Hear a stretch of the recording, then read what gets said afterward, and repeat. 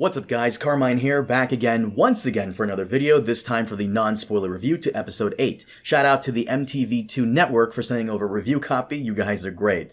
And before you ask, no, this is not my review based off the leaked clips from TikTok. I did manage to watch the actual episode with some help from someone. I wish I could shout out that person, but they get in trouble, so yeah, but no, I did watch the whole thing, and off the bat, this is going to be one of the most controversial and mixed bag episodes I'll ever cover for House of the Dragon, so far at least. And don't worry, like the title implies, this is the non-spoiler review, so I'll be as vague as possible and still give you guys what I thought. Before we begin, however, I do have to address a couple of things, but if you're just here for the review, then skip to the timestamp on screen now. But I've been noticing quite a few people, specifically these idiots, who are upset with my opinions on the leak in these last few videos, citing that I was upset that my quote-unquote fanfiction or headcanon didn't happen. And I gotta say, the amount of bad faith thing I've been seeing lately, especially this season, has led me to wonder if somehow the Star Wars fandom is kind of leaking into this one. Or maybe it's my ex-wife in an alt account, who knows. But let me be very clear. This is an adaptation of a book, a dry one at that, but it's to be expected that some things will change, of course, but also it's to be expected that they'll try to stick to the source material because we've seen time and time and time again that not sticking to the source material is not that great.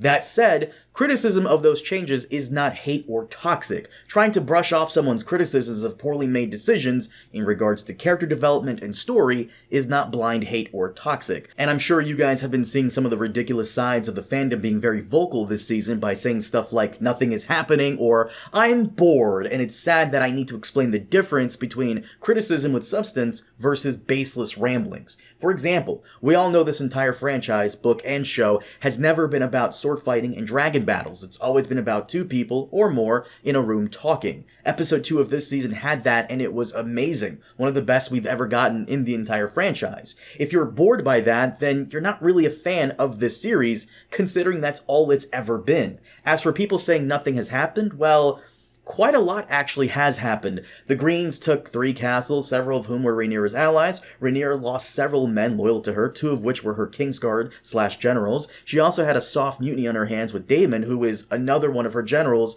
who went off to raise forces while creating disorder in a strategic part of the country. Alliances were made, troops moved and positioned, and dragons are dead and a king is incapacitated, while a number of family members are also gone. Quite a few things have happened.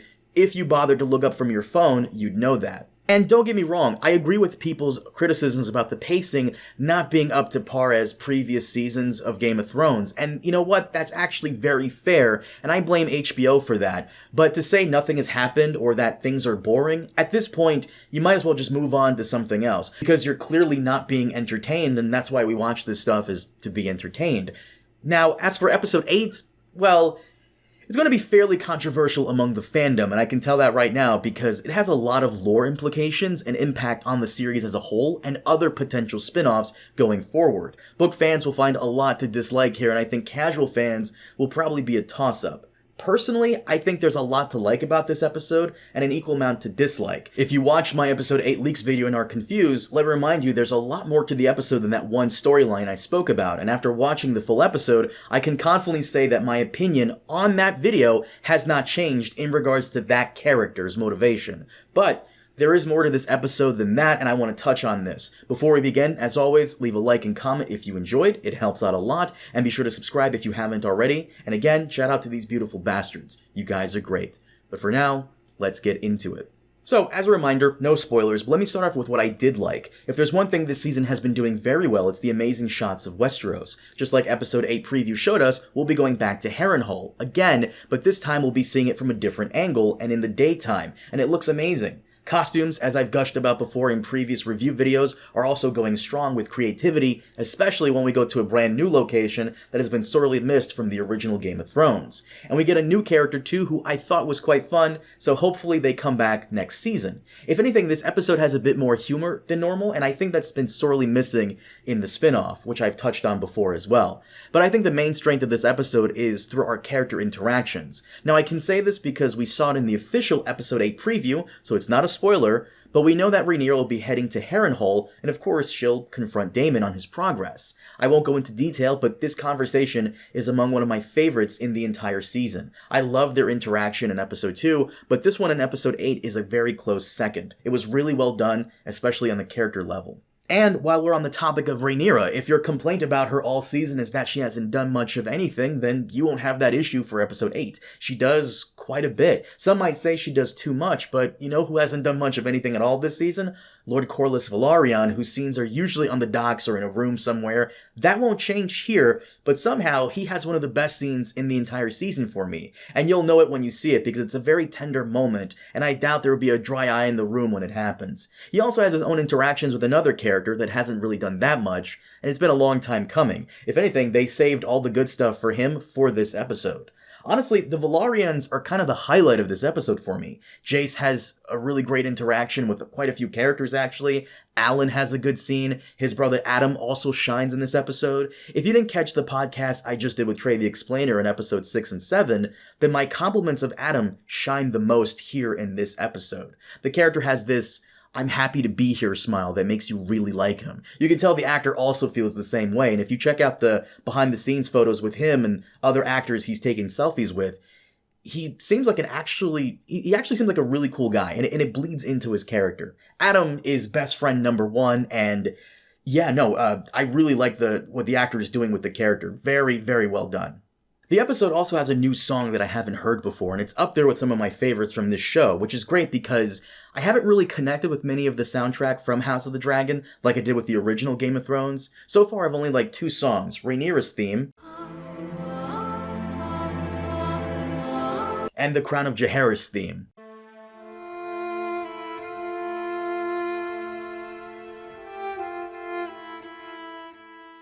Both of which have been standouts for me, but not much else. However, this new one that plays towards the end of the episode was great. Speaking of which, I quite like the ending of this episode. I thought the scenes that play out do a really good job of hyping up Season 3. It really reminds me a lot of the end of Season 6 when Daenerys is on her ships and she's heading to Westeros and you're like just hyped, let's fucking go. And I got that vibes here. It was really good. But at this point, you're probably wondering, Carmine, you haven't mentioned Team Green at all, and there's a reason for that. If you're a Team Green fan, then oh boy, you guys are not going to have a good time with this episode. And on that note, let's get into what I didn't like. Aemon has completed his metamorphosis into a full-on anime villain, and it's something. And Alicent, my god, she continues to be very frustrating, even more so this episode.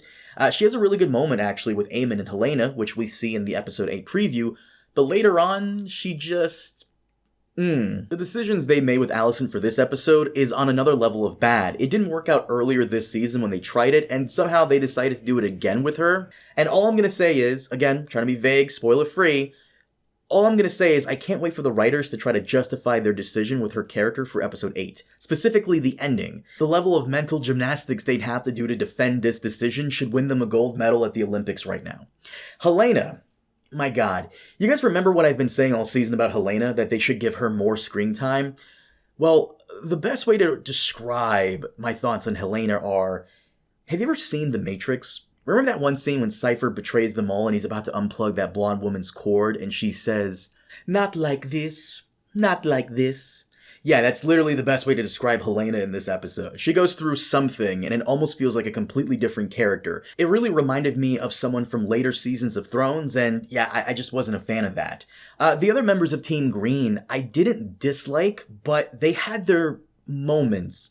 Kristen Cole going through his PTSD continues, but something goes down between him and Gwaine that I thought was just okay, I guess that's happening. Aegon has an incredibly bad moment where the dialogue just makes me wonder if the person who wrote that just hates the character. It was so random at times and off-putting that I was wondering what is even happening. If you watched our podcast special a few days back, then it's exactly like how Preston described, because I actually hadn't watched that scene until I saw the full episode, and it's bad. And the last thing I wanted to touch on very briefly is Daemon. If you're confused by that because of what I said earlier in this video about him having a great moment with Rhaenyra, Well, that's because Daemon has several moments this episode, two of which are standouts, one with another character and one with Rhaenyra.